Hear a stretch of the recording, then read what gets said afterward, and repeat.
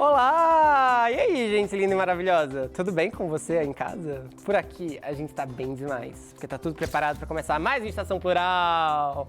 Eu sou o Fefito e tô junto com as minhas duas divas incríveis, empoderadas e muitíssimo inteligentes, Ellen Oléria e Mel Gonçalves.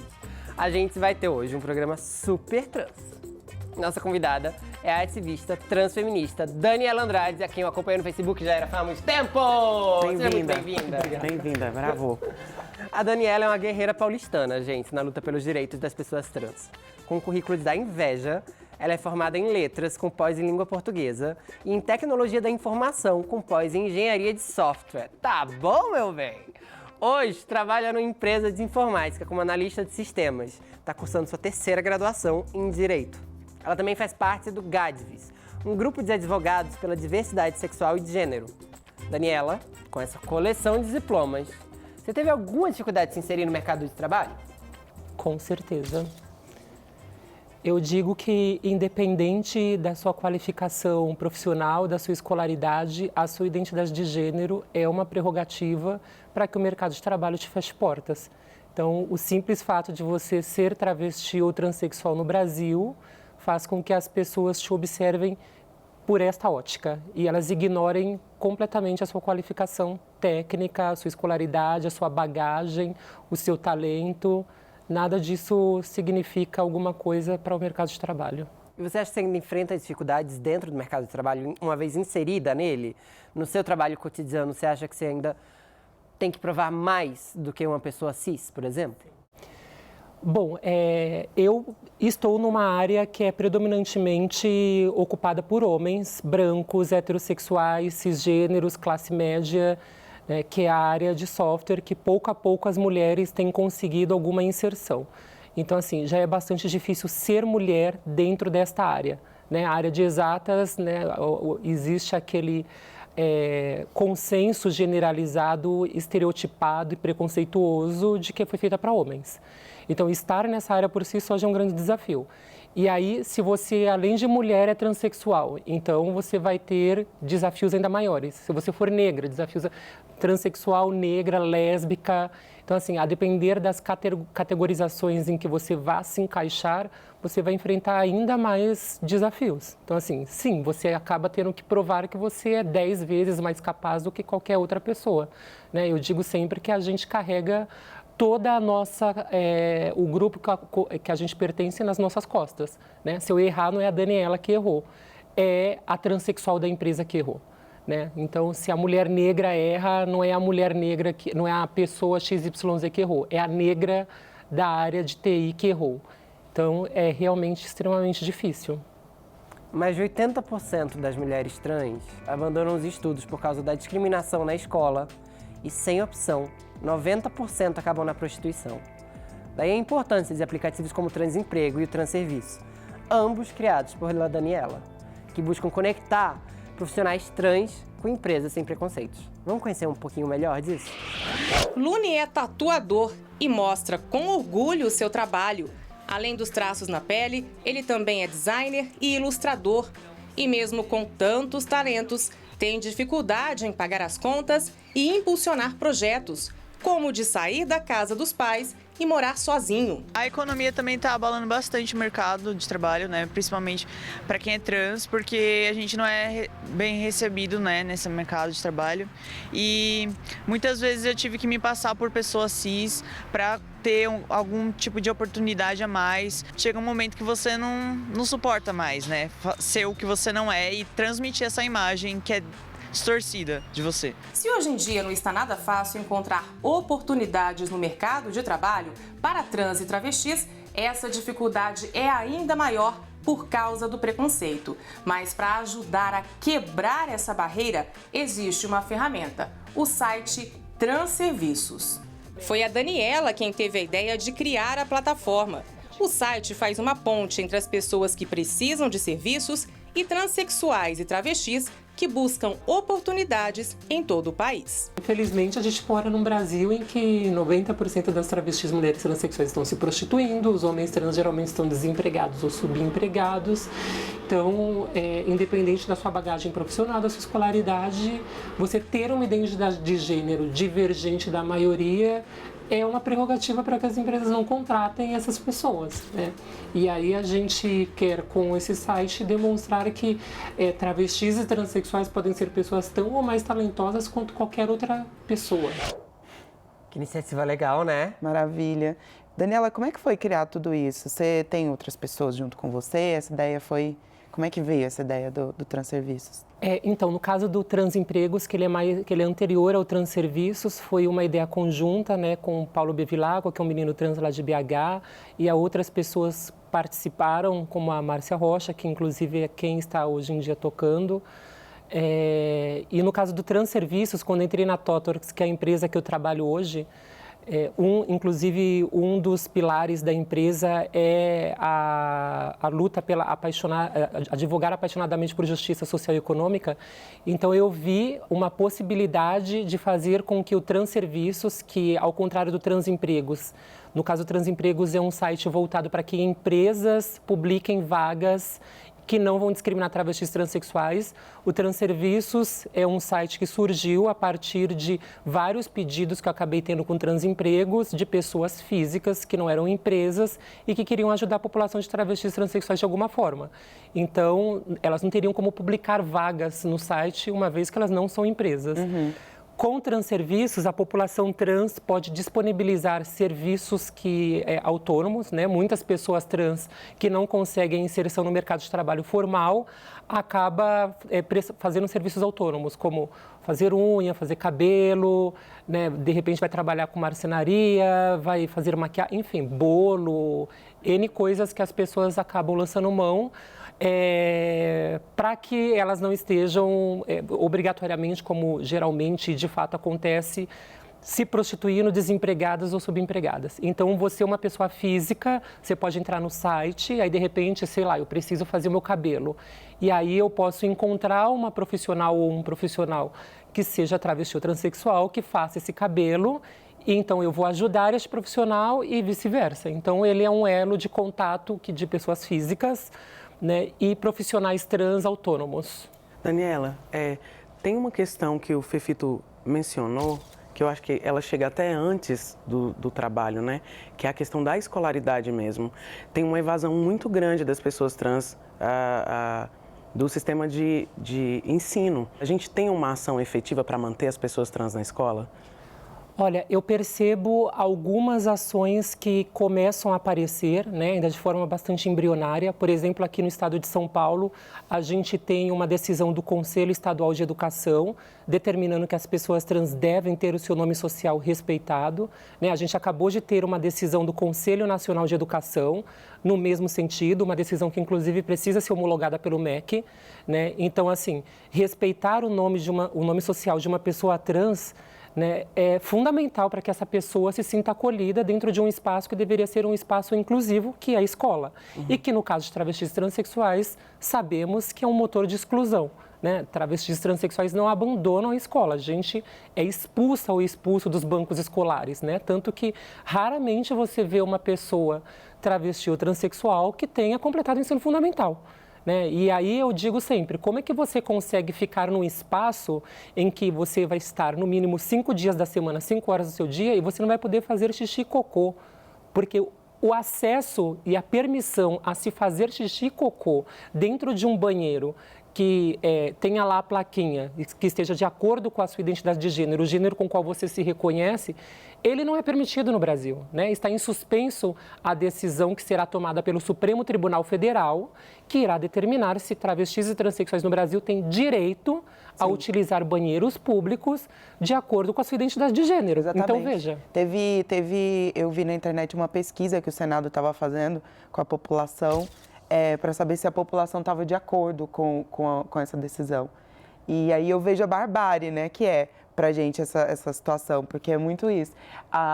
O nosso direito de utilizar o banheiro, de ser respeitada, é colocado como votação para as pessoas. Essa pessoa deve ser respeitada ou não? Ela pode utilizar o banheiro ou não? É muito absurdo que a gente, na verdade, tenha que esperar da população permissão para que alguém use um nome social, que é basicamente o nome que ela quer ser chamada, gente. É tipo o seu nome, ou para ir ao banheiro, né?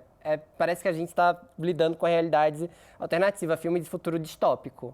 Outra grande luta da população trans é a retirada da transexualidade dos manuais de doenças mentais. Porque hoje, o direito ao acesso transexualizador e o direito à retificação do nome e sexo nos documentos dependem de um laudo médico com diagnóstico de portador de transtorno de identidade de gênero. É meio absurdo. Vamos entender um pouquinho mais sobre esse processo de patologização da identidade trans. Transsexuais e travestis são pessoas que merecem não apenas respeito, mas o acesso e garantia de todos os direitos de cidadania. No entanto, as pessoas trans, como nos referiremos daqui para frente, sofrem diariamente com o preconceito e a discriminação. Têm seus direitos humanos básicos subtraídos e são tratadas como portadoras de doença até hoje pelas ciências e pelos sistemas de saúde. Eles e elas são submetidos ao preconceito nos atendimentos das instituições, têm acesso restrito e negado à educação, ao trabalho e à saúde integral. A transexualidade é uma questão de identidade de gênero. É a maneira como alguém se sente, se entende e se apresenta para si e para as demais pessoas, como masculino e ou feminino, ou ainda de forma não binária, independentemente dos genitais ou da orientação sexual. A construção social das identidades de gênero sempre se dá pelas relações sociais, pelas identificações processuais e através das várias tecnologias e biotecnologias da cultura e do tempo histórico. Algumas experiências de travestilidades e transexualidades utilizam das tecnologias e biotecnologias para modificações corporais, seja através de vestimentas, adereços, aquisições hormonais, intervenções corporais cirúrgicas variadas ou outras. No Brasil, as tecnologias biomédicas para esta transição são oferecidas pelo Sistema Único de Saúde. A Classificação Internacional de Doenças, CID, produzida pela Organização Mundial de Saúde, aborda a transexualidade como transtorno da identidade de gênero. Já o Manual Diagnóstico e Estatístico de Transtornos Mentais, DSM, aponta a transexualidade como disforia de gênero. Para garantir o acesso à terapia hormonal e às variadas cirurgias corporais, o sistema de saúde brasileiro baseia-se em resolução do Conselho Federal de Medicina, que considera a transexual portadora de transtorno psicológico permanente de identidade sexual. O engajamento da psicologia nas questões que envolvem o direito ao próprio corpo e as identidades de gênero se dá, entre outros, pela despatologização dessas experiências, uma vez que elas não constituem, do ponto de vista psíquico, nenhum tipo de transtorno. Em 1997, o Conselho Federal de Medicina autorizou as chamadas cirurgias de transgenitalização para o tratamento de transexuais no Brasil.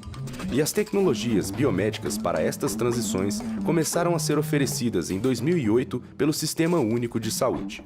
Esta grande conquista, no entanto, condicionou a assistência médica e psicológica às pessoas trans ao diagnóstico psiquiátrico e ao processo terapêutico compulsório por 2 anos.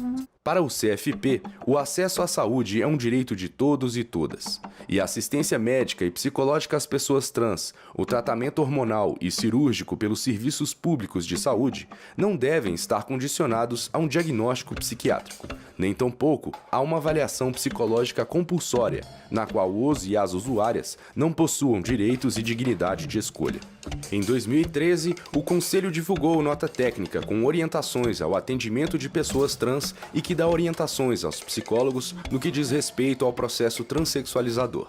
A nota afirma que a transexualidade e a travestilidade não constituem condição psicopatológica, ainda que não reproduzam a concepção normativa de que deve haver uma coerência entre o sexo biológico, gênero e desejo sexual. No entanto, ainda de acordo com a portaria vigente do Ministério da Saúde, os profissionais, psicólogos e psicólogas devem dar assistência obrigatória de 2 anos de psicoterapia e fornecer laudos à equipe psiquiátrica da atenção especializada no processo transexualizador. É muito louco que o direito ao corpo de vocês fazer o que quiser com o corpo, acabe sendo classificado como CIDS, como uma doença, né? No Brasil. Você acha que teve avanços no tratamento? Tratamento, digo, enquanto pessoa mesmo, não tratamento enquanto doença, a transexuais e transgêneros no Brasil? Bom, eu acho que o fato da gente ter hoje uma possibilidade, ainda que rara, né?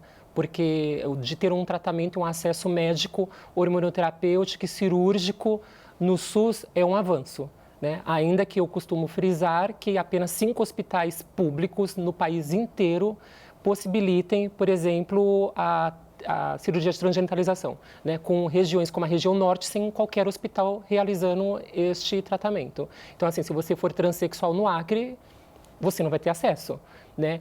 Mesmo no estado de São Paulo, um estado com 45 milhões de pessoas, né, você tem um ambulatório aqui na capital e acabou de recentemente ser inaugurado um no litoral. Mas a depender de qual cidade deste grande estado você estiver, como é que você faz? Você paga do seu bolso para vir até a capital? Você tem esse recurso? Né? Então, assim, ainda é extremamente precarizado, em que você fica vidas numa fila esperando uma cirurgia. Eu estou há 9 anos numa fila do SUS esperando uma cirurgia.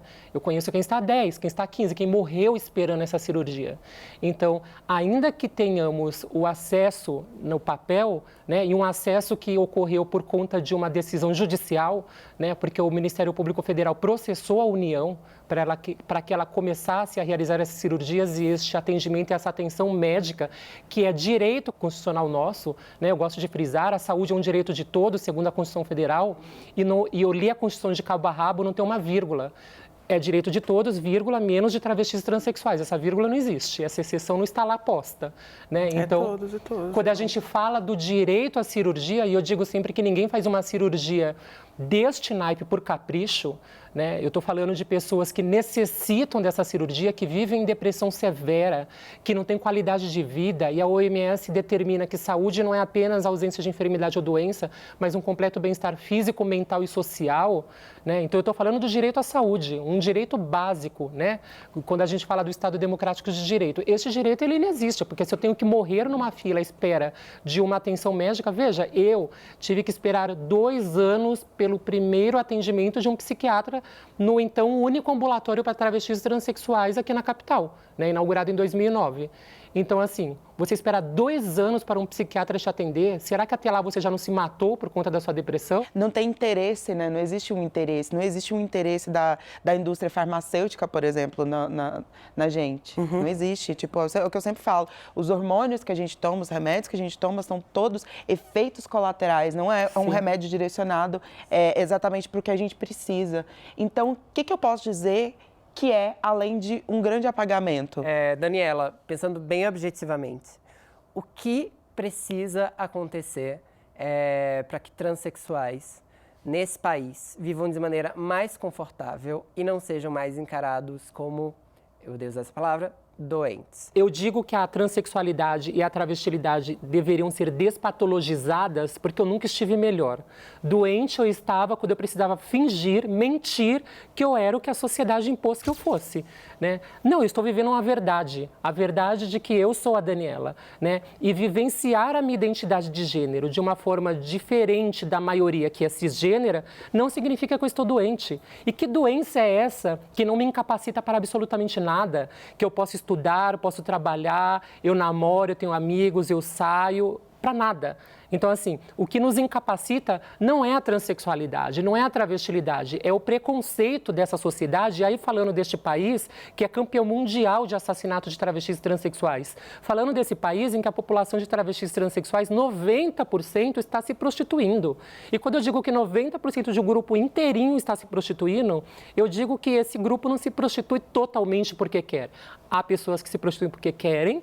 Ok, direito delas, elas continuam sendo cidadãs brasileiras e necessitam ter o respeito que é cabido e devido a qualquer pessoa neste país, conforme inclusive as leis assim mandam, porque a prostituição não é um crime no Brasil. A gente não fala em descriminalizar a prostituição, a gente fala em regulamentar a prostituição, né? Então, ainda que eu decidisse ser prostituta, eu deveria ter todos os meus direitos assegurados. Só que no Brasil, com a sua moralidade falsa hipócrita, cristã, a gente vai tratar a prostituta como criminosa, né? Então é assim que a gente vai tratar 90% das travestis e mulheres transexuais. O restante a gente vai jogar para o desemprego, para o subemprego, né? Estaremos à margem de tudo. Então, quando eu digo de direitos LGBTs no Brasil, quando me falam que os direitos LGBTs no Brasil estão avançando, eu sempre pergunto de quem que vocês estão falando. Porque a população que eu faço parte está lutando pelo direito a usar um banheiro para evacuar as suas necessidades, né? Então, assim, do que a gente fala? Quando se fala do direito ao afeto, ao amor, eu antes preciso ter direito de fazer xixi e cocô, necessidades fisiológicas. Se eu não consigo usar um banheiro, como que eu vou ter direito ao afeto e ao amor, né? Então, a gente percebe que falar de travestis transexuais no Brasil é falar de quem é ou não é considerada gente. Nós não somos consideradas gente. Então, vamos pensar nesse intervalo que a gente vai ter que ir, porque o papo tá super bom. Vamos pensar no próximo, né? Praticar o amor aí. Vamos pensar no semelhante. E pensar em como resolver problemas bem urgentes, como esse. Estação Plural volta já.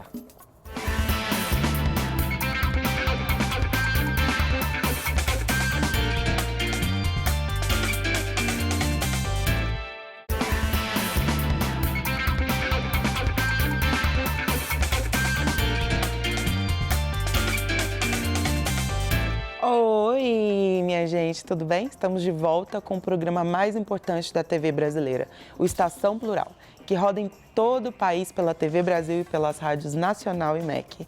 E a gente também tá na web, viu? Segue a gente lá. Estação Plural tá no Facebook, no site da TV Brasil ou no YouTube.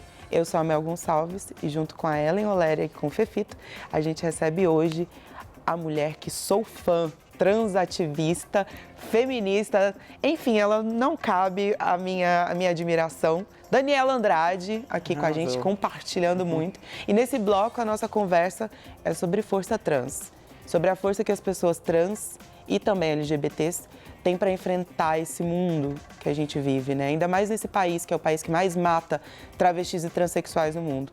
Como é manter essa força, hein? Como é continuar alimentando os nossos sonhos num cenário tão cruel? O Estação Plural dividiu esse espaço com a guerreira histórica Neon Cunha, orgulho transgeracional que mostra que sem luta não há conquista. Vamos ver. Eu ainda não conhecia a paz. Essa paz branca e burguesa não chegou na minha quebrada. Assim, todos os dias quando eu levanto e olho para o meu passado, de ter sobrevivido a uma questão da Operação Tarântula, tendo 16 para 17 anos, que é o extermínio consentido pela sociedade civil, pela Polícia Militar e Civil do Estado de São Paulo e governadores, assim como prefeitos também. E ela vai se alastar, ela não fica só no centro de São Paulo, mas eu vou falar com propriedade do centro de São Paulo porque é onde eu vi ela acontecer, que era uma perseguição aos anormais, né? E quem eram esses anormais? Eram as mulheres transexuais, travestis, prostitutas, pessoas negras e alguém que tivesse um traço que eu considerasse não pertencente a essa normalidade. E, logicamente, que a gente está falando de gente que está em vulnerabilidade social. E aí você entende porque você não pode se expressar. E aí você também entende o quanto você, mais do que as pessoas que têm privilégios, tem apreço pela vida. Porque quantas vezes você imagina que você não vê só uma morte? Essa é a primeira morte que eu vou ver. Vou ver outras execuções de outras formas. Você cresce mesmo, isso está publicado pela Folha de São Paulo, pelo Estado de São Paulo, quando o próprio Jânio Quadros vem a público e diz: nós precisamos limpar a cidade dos anormais. Mas tem um detalhe. Você tem que voltar para o seu cotidiano depois de uma noite na esquina com essas mulheres e ser a melhor filha, ser a melhor profissional, dar sequência, ser a melhor aluna. Porque se você falhar, quem falhou foi a normal. A falha, pra gente, é a certeza do outro. O que o outro não conta é com essa potência ressignificando a vida o tempo todo. Com essa potência que não vai negociar nenhum direito. Quando ela, tardia, diz: essa mulher existe, e o problema é seu de lidar com essa beleza e com essa força. Quando eu fui fazer esse processo pedindo retificação de nome e gênero e colocando no processo a morte assistida, é para dizer para o Estado, já que ele é conivente, que ele é condescendente com a violação do meu corpo o tempo todo, com a violação da minha integridade psicológica, ele tem que assumir essa responsabilidade. Hoje eu sei que qualquer coisa que vai acontecer comigo, o Estado brasileiro é responsável. Está lá escrito, ela pediu morte assistida porque o Estado não a representava. O Estado não dava conta dela. Embora tenha um ganho na justiça, é só o começo da treta. Porque assim, esse Estado tem que ouvir a gente. Essa sociedade tem que ser responsabilizada pelos crimes de ódio que ela, na sua omissão, se responsabiliza. Então eu posso deixar que essa mulher morra?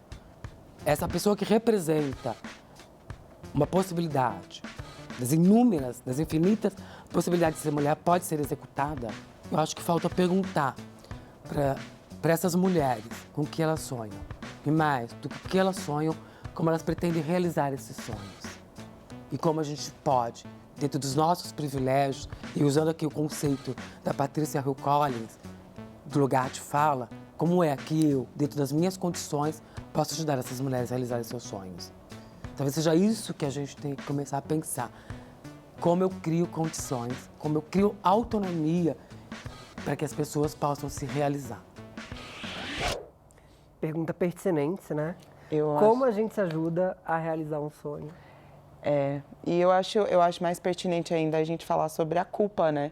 Que é uma coisa que permeia a nossa vida durante muito tempo. A gente, tipo, se sente culpada por não fazer parte, a gente se sente culpada por você me rejeitar. E a partir do momento que a Neon traz à luz isso pra gente, que a culpa não é nossa, a batata já passa a não assar mais na nossa mão, a culpa é do Estado. O nome de quando a gente se suicida não é suicídio, é assassinato, sabe? O nome, a gente tem que dar os nomes corretos para as situações, porque muitas vezes isso sempre recai para a gente, porque parece uma escolha, sabe? E eu gosto muito da parte que ela fala sobre essa força, né, que a gente tem. Porque se a gente está aqui resistindo, quer dizer que a gente ama tanto a vida, sabe? E isso é uma força muito grande que tem que ter, sabe? Daniela, conta um pouquinho pra gente sobre a sua trajetória nesse aspecto. Bom, eu não tenho mais família, né? Eu fui expulsa de casa. Eu sempre digo para as pessoas, quando eu conto isso, se forma um velório, né? Porque você vai contar as histórias das travestis e mulheres transexuais e elas são recorrentes. E eu me sinto, ainda apesar das violências que eu sofri, né? Já fui espancada no Largo da Arouche, um lugar supostamente LGBT friendly, já levei escarrada na cara, apanhei a vida inteira dos meus pais para eu virar homem, apanhava na escola, fui expulsa então, culminando com toda essa violência da minha casa.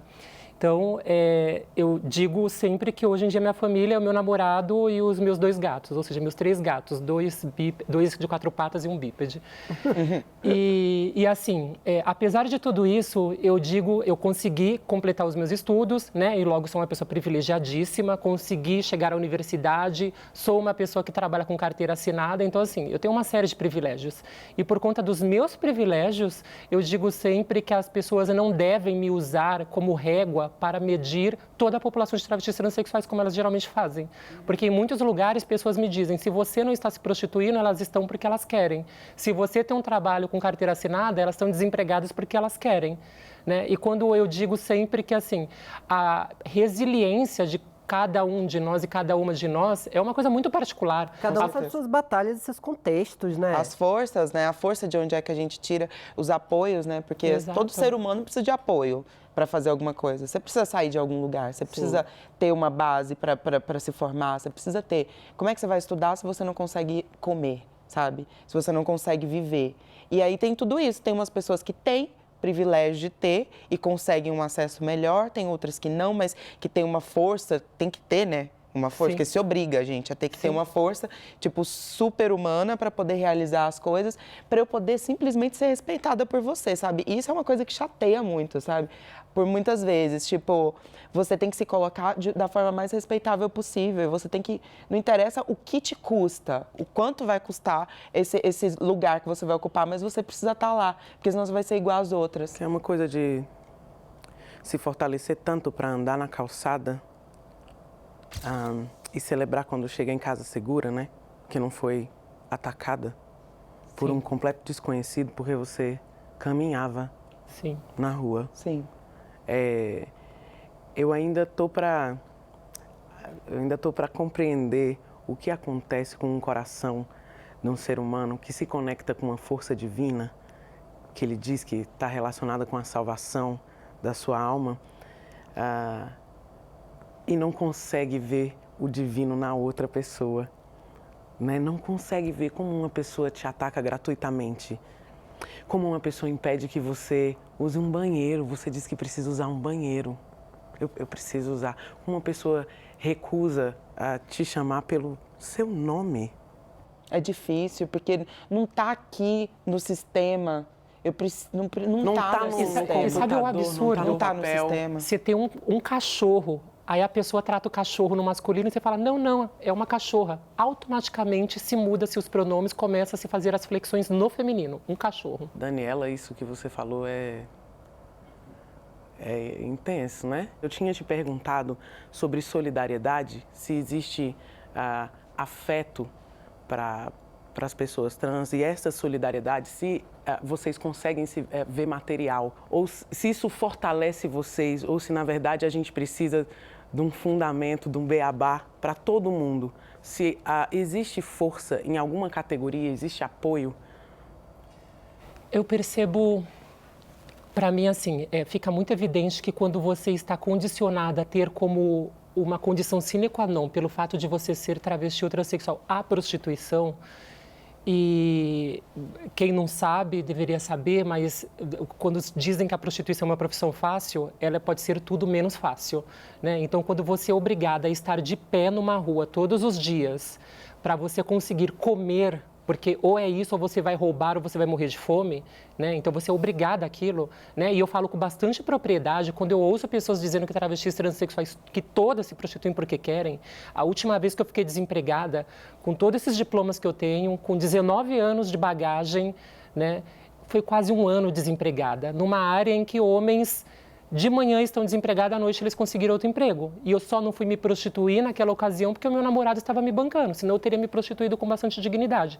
Estar de pé numa pista todos os dias para você conseguir comer é estar exposta a toda sorte de riscos, a toda sorte de violência. É ser agredida pelo policial, é levar um tiro na cabeça pelo cliente que não gostou do que você falou, que você disse, é ser agredida pelo lugar em que você está pagando para você morar, né? Porque quem, de repente, deveria estar te respeitando, porque você é uma pessoa assim como ela. Muitas vezes é bastante complicado a gente falar de cafetinagem de travestis transexuais, né? Ainda que seja um crime no Brasil, porque muitas vezes a cafetina é ela própria uma travesti, uma mulher transexual, e é ela própria uma pessoa que teve todos os seus caminhos fechados, teve todas as suas oportunidades negadas pelo Estado, né? Que não teve oportunidade de estudar, que não teve como se inserir dentro do mercado de trabalho formal, que foi expulsa da casa dos seus pais. Então, assim, é bastante complicado. A gente tem que ver com bastante preciosismo esse tipo de coisa.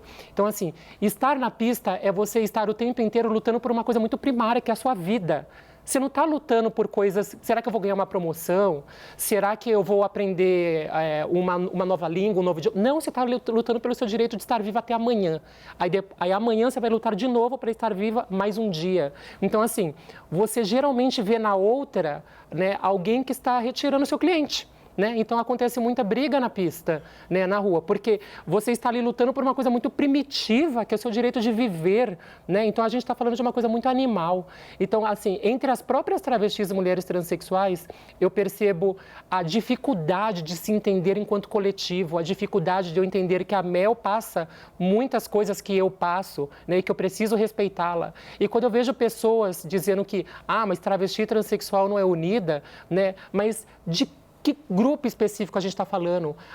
Quais oportunidades esse grupo tem? Esse grupo não tem oportunidade de fazer xixi e cocô. A gente está lutando pelo... Veja, se você tivesse que lutar pelo seu direito de continuar viva até amanhã, será que você começaria a pensar, será que vai ser aprovado no Congresso Nacional a Lei de Identidade de Gênero? Né? Será que no estado de São Paulo a resolução lá do Conselho Estadual de Educação vai ser cumprida? Você estaria preocupada com isso? Não. É o pão, né, menina? É evidente. Então, assim, quando a gente fala de apoio, é extremamente difícil. Quando a gente fala de militância, né, eu conheço praticamente todas as pessoas travestis transexuais no Brasil que estão militando, né, de tão raras que são. Né? Quando uma entra na universidade, sai no jornal, Maria Clara Araújo em Recife. Né? Então, veja, é tão raro que se trate travestis transexuais como gente, né, que a gente sabe em que lugar do Brasil está fazendo alguma coisa que seja diferente de estar na pista se prostituindo. E assim, se essas pessoas estão lutando pelo seu direito de sobreviver mais um dia, como que a gente vai exigir que elas... Não, agora vocês vão se enxergar enquanto coletivo, vão se organizar politicamente, vão lutar pelos seus direitos. Triste a gente pensar nisso, porque como é que se gera esperança nessas pessoas? Como é que a gente traz a luz para essas pessoas, sendo que dentro do próprio grupo LGBT a gente não tem tanto apoio assim? Aquele tanto de empresa que cola na parada gay, porque é gay a parada, ela não é uma parada LGBT.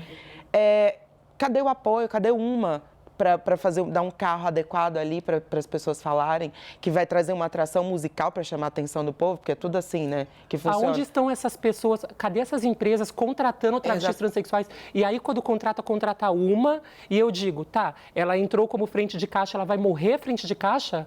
Né? Qual que é a possibilidade dela ter de locomoção dentro dessa empresa, de progressão da sua carreira? O salário dela é o mesmo? O salário dela é o mesmo? Foi garota propaganda? É garota propaganda da diversidade na empresa quando não há diversidade na empresa? Porque tem muito isso também, né? Nossa, isso acontece muito. Tipo, põe uma lá para dizer que estamos cumprindo essa cota, mas não necessariamente tem um projeto de diversidade ali dentro. É diferente, por exemplo, sei lá, eu já trabalhei com várias empresas nesse aspecto. E assim, algumas são incríveis. Por exemplo, eu vou puxar a sardinha, sim, da Avon, porque eles fizeram isso. Eles criaram um projeto lá dentro de inclusão. Só que outras não estão nem aí. Elas só querem, tipo, te colocar ali e é isso, e tá ótimo.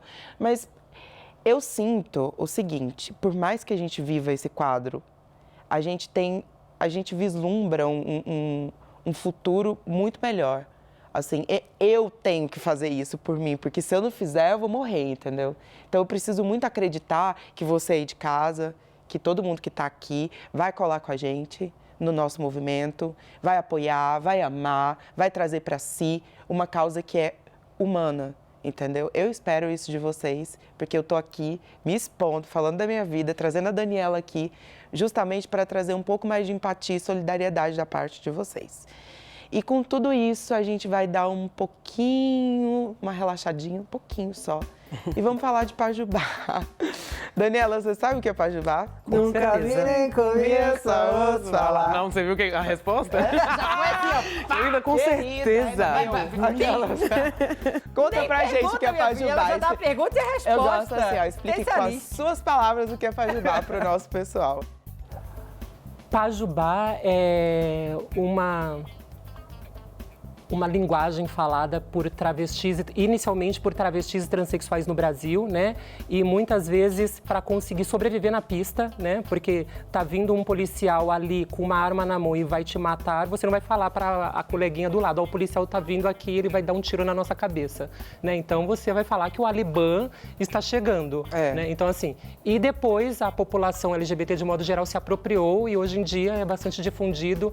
Então assim, com importações, né, do Iorubá, né, um idioma africano, a gente vai modificando as palavras e dando outros significados a elas. Exatamente, tá entendendo? A brincadeira é a seguinte, eu vou te dizer uma palavra, você já sabe, né? E aí eu vou te dar algumas opções, você aí de casa também. E aí no próximo bloco a gente volta com a resposta da Daniela, saber se ela tá certa, tá bom? A palavra de hoje é pupê. O que é pupê, minha gente? Gente... Eu sei em francês. Maravilhosa. Pupê. Letra A, pessoa escandalosa. Letra B, palhaça. Boba.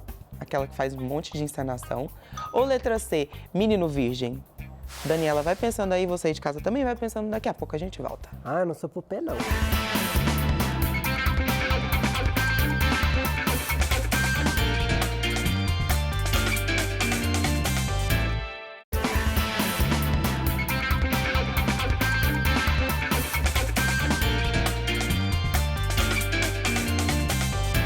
Nós voltamos com o nosso Estação Plural. Eu sou a Ellen Oléria e junto com a Mel e com o Fefito eu vou saber agora se você aí de casa tá afiada no Pajubá, tá afiado no Pajubá e se a Daniela também tá sabendo o que é pupê, viu minha gente? Eu não sei. Vamos ver, só para lembrar as alternativas. Alternativa A, pupê é uma pessoa escandalosa. Alternativa B, palhaçada, encenação. Para a palhaçada, para o pupê. Ou alternativa C, é um menino virgem. Daniela. Olha, eu sei o que é Pajubá, mas eu não tô afiada na Aurélia. Eu não tenho lido a Aurélia. Eu vou chutar que é um menino virgem. Olha aí. Gente, a Daniela meio que foi na mesma opção que eu iria, porque eu acho que Pupê é um nome muito fofinho, é para um menino santo, um menino puro, tipo eu.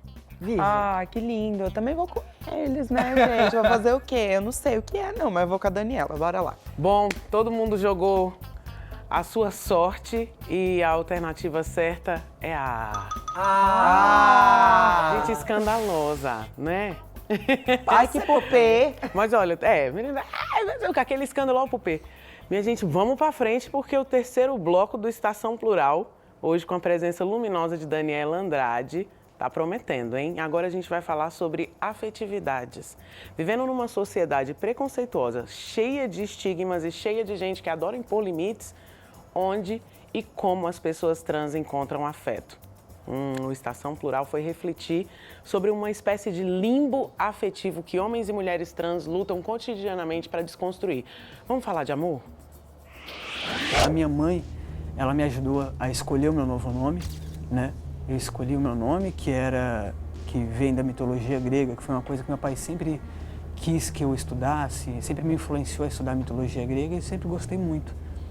E aí meu nome ficou Apolo João, que João minha mãe sempre quis. Minha mãe, a vida inteira, minha mãe falou que eu tinha cara de João. Então, eu falei, mãe, eu quero que você me deu um nome quando eu era pequeno, eu quero que você dê agora. E aí ela me ajudou com a escolha do nome. A minha mãe, no sertão de Pernambuco, ela não sabia nem o que era transexual. Quando eu apresentei para ela olhou para mim, sentiu a essência dele e falou, mas Carol, não é minha nora, é meu genro. Sem ninguém falar para ela não sabia nem o que era isso. Então, quando o Apolo, ele se entendeu, se descobriu e começou a transição, o que eu falei para ela falou, nossa, mas eu já sabia, por que as pessoas... E ela do sertão de Pernambuco, mas por que é tão complicado? As pessoas não entendem que ele só está sendo por fora quem ele já era. E aí me surpreendeu, porque eu achei que ela não fosse entender. Quem não sabe da minha transição, né, lê a gente como um casal comum, hétero e tudo mais. E antes era uma coisa que era completamente crucificada, né?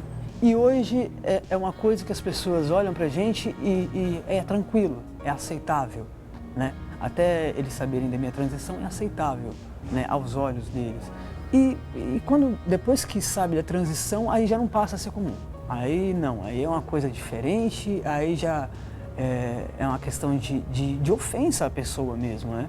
Passa a ser uma questão de, eu não entendo e eu não quero entender. E então a gente sentiu essa diferença, né? Do que as pessoas consideram aceitável e do que elas não consideram aceitável, né?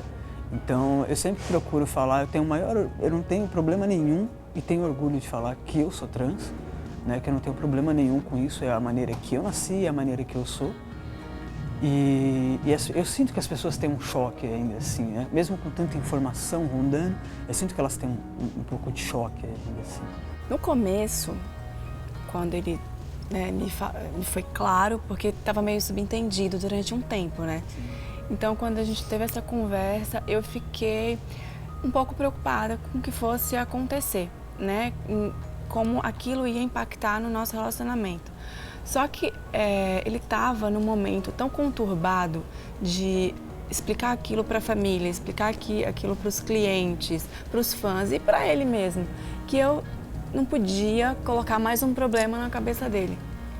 Eu acho que não era meu dever como esposa, era meu dever como ser humano apoiar. E eu entendi que eu conheci um homem, eu me apaixonei por um homem, eu namorei um homem, eu me casei com um homem. E ele só estava adaptando, só estava sendo por fora quem ele já era por dentro há muito tempo.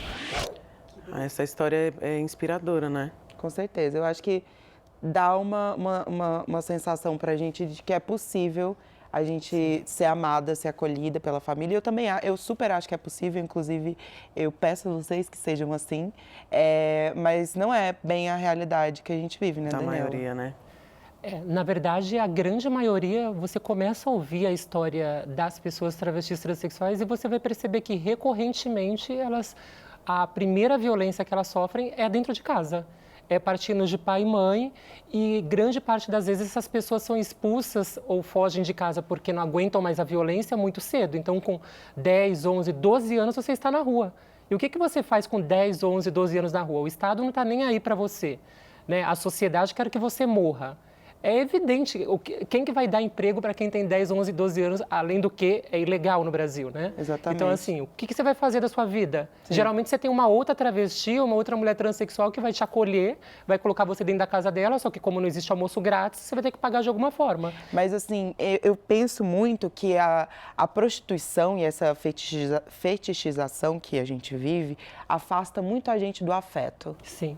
Tudo isso que a gente foi obrigada a estar, essa estrutura que encaminhou a gente para esse lugar de prostituição, ela tira o nosso direito de ser amado, ela tira o nosso direito de receber afeto da família, que eu acho que é o principal e o primeiro de todos.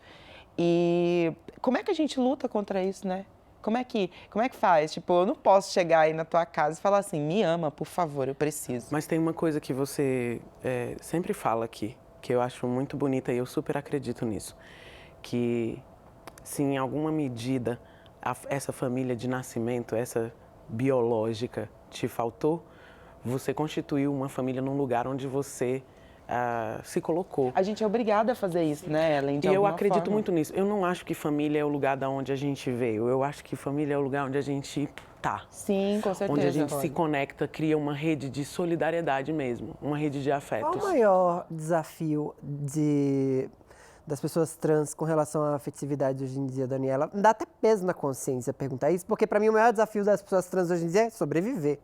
É o mais urgente. Mas falando de afeto. Quando a gente fala do ser humano, a gente está falando de um ser que é necessariamente gregário, necessariamente social, né? O ser humano precisa viver em sociedade.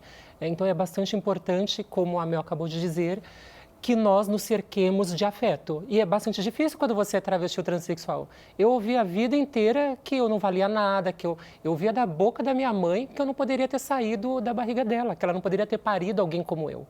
Eu via da boca do meu pai com essas palavras horrorosas que eu, como um traveco, eu morreria aidético, sozinho e infeliz. Sim. Né? Então, assim, são palavras muito duras para você dizer para uma criança e são palavras que vão ficar marcadas para sempre na minha cabeça. Né? Eu vou levar elas para o meu caixão. E quando as pessoas dizem, mas você tem que perdoar, sabe? Tipo, é aquela coisa cristã que as pessoas dizem que é como se você estralasse os dedos e passasse uma borracha e tudo ficasse lindo e maravilhoso. Isso é bastante difícil, sabe? É muito difícil passar uma vida sendo tratado como indigente. A minha poetisa predileta diz um verso, quem é capaz de experienciar o terror diariamente e perdoar? Sim. Pois é. Quem é capaz? É muito brutal. Sim, e assim, e aí eu digo que você já parte, logo de partida, você já é vista pela sua própria família como o não lugar, a não pessoa, a não identidade, sabe? Você tem uma identidade de coisa. E assim você vai perceber que é no restante, né? Porque eu era agredida na escola, eu era agredida no bairro, sabe? E você começa a perceber que a sociedade não quer você está sendo o tempo inteiro expulsa para as margens. O tempo inteiro negada, né? O tempo inteiro negada. Te negam tudo o tempo inteiro. E é muito recorrente isso que você está falando sobre ser tipo um poço de DST, porque foi exatamente a mesma coisa que eu ouvi. É a mesma coisa que a gente ouve, né? Você vai acabar morrendo numa cama de hospital. Exato. E é muito bárbaro com a gente, porque logo na sequência, as pessoas que estão aí assistindo e acompanhando devem estar pensando, poxa, nossa, que pesado estarem tratando dessa forma. Mas, poxa, tem uma outra forma mais leve da gente conversar sobre isso, da gente falar sobre a gente está viva, a gente falar sobre a falta de afeto que a gente tem, a falta de acesso ao afeto, que eu gosto de falar, a falta de acesso ao afeto que a gente tem. E olha que falar sobre a coisa não é a coisa. Não é a coisa. Imagina, se é denso a gente ouvir os relatos, imagina a experiência vivida. Exatamente. Né, no dia a dia. É urgente. E veja, assim, quando a gente, no caso das mulheres transexuais e das travestis, heterossexuais, bissexuais, enfim, aquelas que vão se envolver com homens, muitas vezes, o que acontece geralmente na mídia? Uma travesti, uma mulher transexual sai com um homem, a notícia é fulano é flagrado com... como se fosse um crime. Então, assim, ele tem que esconder da sociedade. Mesmo que ele realmente queira algo com você, ele vai ter que pagar o preço de estar com uma pessoa que não é considerada pessoa. Não, é aquilo que eu falei, tipo, sobre transexualizar as pessoas em volta. Porque como a gente é uma doença, a pessoa que está com a gente está pegando essa doença. É basicamente, tipo, essa a sensação que se tem, assim. E é péssimo a gente pensar que pra gente ter um relacionamento com alguém que a gente goste, a pessoa vai ter que sofrer também. Ela vai ter que estar disponibilizada a pagar o preço de estar ali do teu lado. E aí a gente também se sente culpada por também não poder trazer aquela pessoa para cá. Poxa, eu não posso forçar porque eu sei o quanto é difícil, sabe? Como é que é, tipo, dentro da tua vida, sua família, seus afetos? Conta um pouquinho pra gente. Bom, eu tenho um outro privilégio de estar com um companheiro que me assume integralmente para a sua família em qualquer lugar, né? É um extremo privilégio que ele diga que ele ama uma mulher que, entre tantas características, é transexual, né? Que não me resume. Isso não me determina e não me define, né? O que é uma coisa rara de se ver, né? Geralmente a gente vê mulheres transexuais e travestis que vão passar uma vida de solidão, uma vida solitárias, né? Vão passar uma vida sendo tratadas como coisa, vão passar uma vida sendo vistas como aquelas com que só se serve para transar e transar no escuro, no quarto do motel, na discrição, né? Sem que ninguém saiba. Ou então você vai ser vista, passar uma vida sendo vista como aquela feita para se transar. Porque para namorar é com a mulher branca, heterossexual, cisgênera. A travesti a transexual é com quem eu transo, escondido, sem que ninguém saiba. Então, assim, você percebe que o teu lugar é o lugar do não, como a Mel acabou de dizer, é o lugar de não ter acesso a qualquer forma de afeto, né? Então, assim, por uma sorte do destino, né, eu digo que é uma tremenda sorte, estou com o Eduardo, que é o meu companheiro, né, que inclusive é meu advogado, até brinco com as meninas trans, namorem advogados, vocês vão precisar. Porque a gente tem que judicializar o tempo inteiro até o nosso direito ao xixi e o cocô, né, então você vai precisar de N ações, eu tenho algumas ações judiciais em andamento, né. Porque você não conseguiu usar um banheiro? Eu tenho, por exemplo, eu consegui a retificação do meu nome e gênero em 2013. As pessoas acham que a partir do momento que você consegue esta sentença judicial, tudo se resolveu. Não. Né? Primeiro que nada no Brasil é unificado, você vai ter que ir em N lugares para resolver N documento seu, então você vai ter que ir ao cartório eleitoral, você vai ter que ir ao lugar onde você nasceu para mudar sua certidão de nascimento, vai ter que ir no lugar que retira o RG, vai ter que ir no lugar, em cada um dos lugares. Desse é um? Sim. Sim. Você vai ter que ir em cada um desses lugares para poder modificar aonde tirou sua carteira de trabalho. Então, veja, aí depois de tudo, aonde você estudou para que se retifique o seu diploma. Eu não volto lá de jeito nenhum. E aí você não tem... E aí, assim, ó, se você precisa mostrar aquele diploma em algum lugar que você, de repente... Por exemplo, eu prestei um concurso público na ocasião, eu estava desempregada, para ser professora do estado de São Paulo. Caso eu fosse chamada para assumir a vaga, eu precisaria mostrar o meu diploma universitário de que eu tinha feito a minha graduação. E o meu nome já estava modificado. Então, eu não poderia mostrar um diploma com um nome que não era mais o meu, né? Só que, por um acaso, a faculdade que eu fiz faliu, ela não existe mais, né? Então, eu liguei várias vezes para o MEC para ver como que eu resolvi esse problema. E uma pessoa passava para outra, que passava para outra, que passava para outra. O que aconteceu? Não me restou outra alternativa que não processar o Ministério da Educação. E o processo está em tramitação desde então, desde 2014, estamos em 2017, está lá parado no Superior Tribunal de Justiça à espera de uma sentença. Eu só gostaria que o Estado brasileiro me desse o direito de ser Daniela no meu diploma. Só isso. De te dar o papel que é seu, carimbadinho, do jeito que é seu direito. Você estudou, passou pelas análises todas, por todo o processo.